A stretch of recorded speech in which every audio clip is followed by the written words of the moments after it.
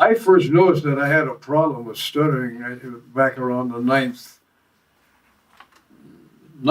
through the 10th grade. That's where we started having to get up before the class and give oral talks. And I noticed that,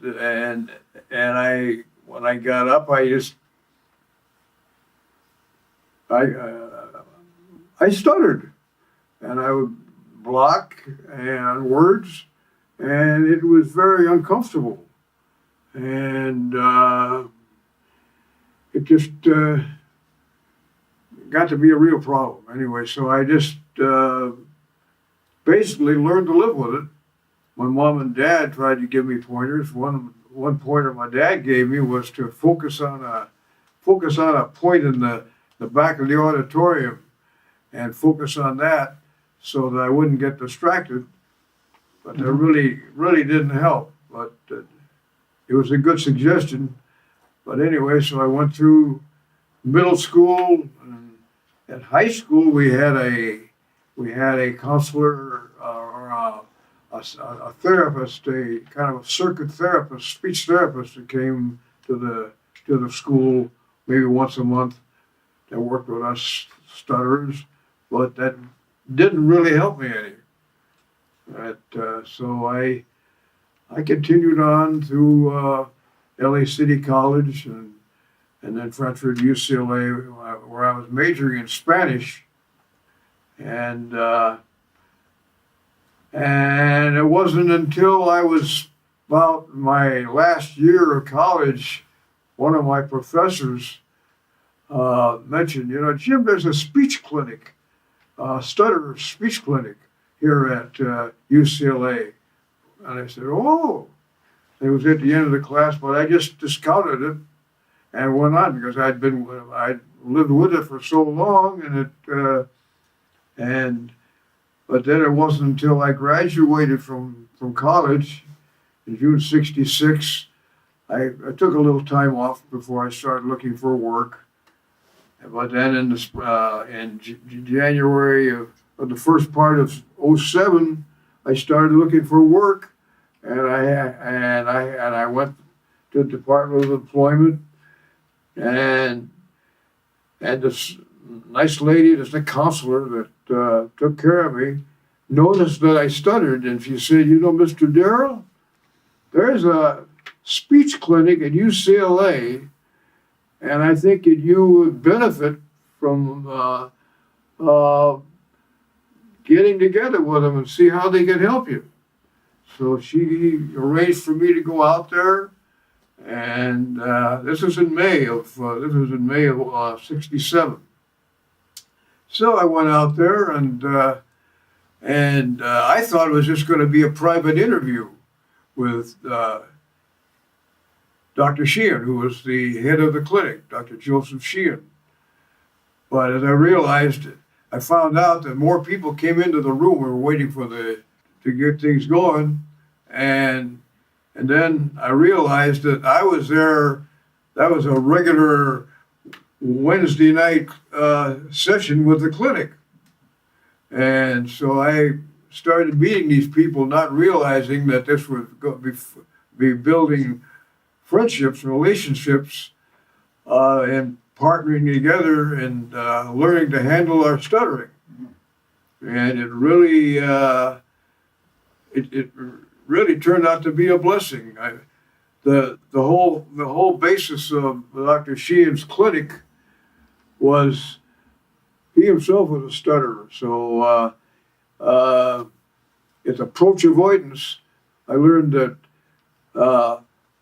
we want to talk, we want to speak, but we're afraid of stuttering. And so we start using crutches, if you will, or in other words, modes of trying to mask it or to facilitate it, which all made it harder, like trying to pull out words. I used to block on my last name. I used to block like Darrell, and I mean it was a kind of a plosive sound. I was forcing it out, But one of the first things we learned was not to avoid, what was just to go ahead and speak.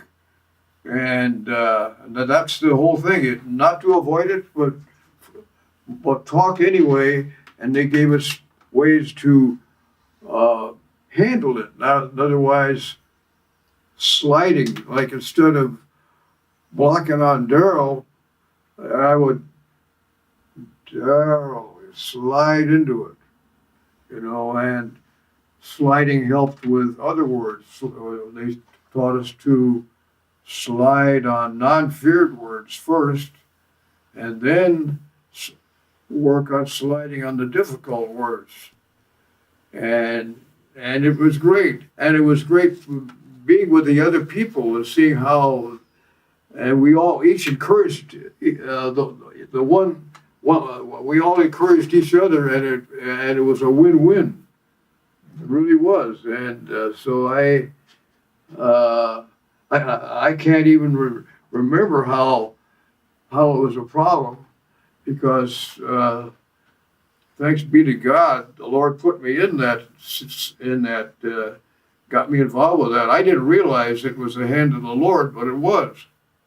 What's interesting too is I got involved with this before I started working, and this was in the summer. This was the summer of, started in the spring of '67, went into the summer, fall of '67, and winter '67, '68, spring '68. But the first part, the fall and the summer and the fall of '67 were before I started working. But then I got a job, and then I was able to put to use these tools I had used at the clinic to help me when I was working. Was I was in retail at the time, and the toy department. Make company downtown, which doesn't exist anymore. But anyway, the point is that I was constantly working with, intermingling with customers, and having to use the tools that I used in the speech clinic, which facilitated my speaking. And it made a whale of a difference. But it was the timing, going through this clinic initially, and then getting the job, and then being able to apply what I learned rather than vice versa. Mm-hmm. What did you study when you were in college? I majored in Spanish. Okay, that must have been interesting as a stutterer. Tell me about that. Well, that was one of the things I would. Another one of my. It was hard sometimes to say things in English because I knew I was going to stutter on them or block on them. So I would sometimes say it in Spanish, or sometimes give an English word or term a Latin pronunciation. Like it's 50 years now, coming up now, that I was. At this time, I was still working I was still studying at the clinic, but I would stay, instead of, I used to block on 50, so I'd say 50, like the Latinos would say, 50. But that worked. But then with the sliding, I learned how to say 50. But that was, and then the acting of doing a part, a scene from a movie or a play. I didn't stutter on that, or I didn't stutter when I sang either. It's funny, but those were all things that I learned when I going through the clinic. But the bottom line I learned is just to apply what I learned, like the sliding, and then the cancellation. When I started to say a word the old way, then I would cancel that out and then slide. They allow us to do that, thereby not reinforcing the bad behavior. But it was a wonderful experience meeting the Chians and meeting the other stutterers, And a lot of times going out with Dr. Sheehan, and he would pick several of us at a time sometimes, or maybe one or two, to go with him out to like VA hospitals or some colleges, to the speech pathology departments, and exemplify our studying, you know, and it was a wonderful thing, and those were bonus opportunities for each of us that went out there to practice our stuttering. Now, see, right now I was kind of doing one I used to do, move my feet. I don't know why I did that right now. See, that was and one of the things we did, he would have us, Dr. Sheehan would have us take some of the clinicians, like who came out to the Wednesday nights meetings when we met there at UCLA, have them team up with us so they could get the feel what it was like to be a stutterer. Mm-hmm. And Dr. Sheehan had an interesting documentary called The Iceberg of Stuttering. yes, Tell me about that. That was on right about the end of May. I've only been in about a week or so in the clinic, and earlier in that year, '67, March of '67, Dr. Sheehan had filmed it through the academic filming department at UCLA, The Iceberg of Stuttering, and he had several of the stutterers participate in that, where they exemplified their stuttering and told how they had felt they had progressed being in the clinic, and so this was by the time I got on board in May, they were getting ready to do the second half of the film, and so he asked several of the other people, and he said, "Jim, we'd like you to be in it because you're new on board. You know, we'd like to hear your story and exemplify your stuttering." So that was a real honor. It really was. He made the analogy of stuttering like an iceberg because the top of the iceberg is the fear, you know, and then the below the surface is all the avoidance and the crutches. And see, right now I'm moving my leg. I'm sorry, and that was part of what I used to do. But to keep from stuttering, this made me stutter all the more. But once we got to the clinic, we learned just not to avoid it, but do it anyway, stutter anyway, and above all, to maintain eye contact with the people you talk to.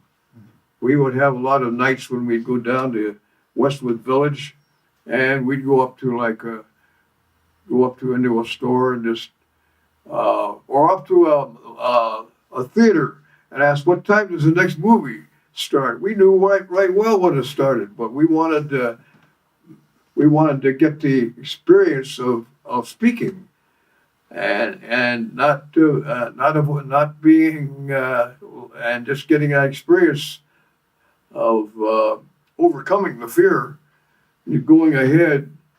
Oh, I got my documentation here. I kept these journals. I kept these two journals.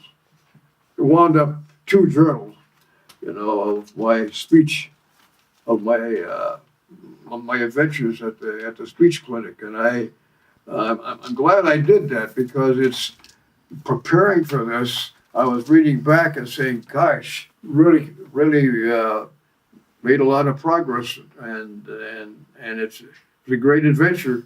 And I just hope my sharing today will help somebody else. I think it will, Jim. It seems like it was a rough start, but you got through it and you persevered, and God was with you the whole way. That's right. I still stutter sometimes. I still consider myself a stutterer. And but one time it came up in Sunday school, our adult Sunday school class. We were talking about somebody who was stuttering, and I said, "Well, folks, you don't know this, but you're looking at one. You know, and even though I don't stutter that much, I'm still a stutterer, but I have the tools. I know my God's working with me to remember to apply what I learned. And praise God. Jim, that's a fascinating story. Thank you so much for your time. Well, you are welcome, Aaron. Thank you for asking me to do this.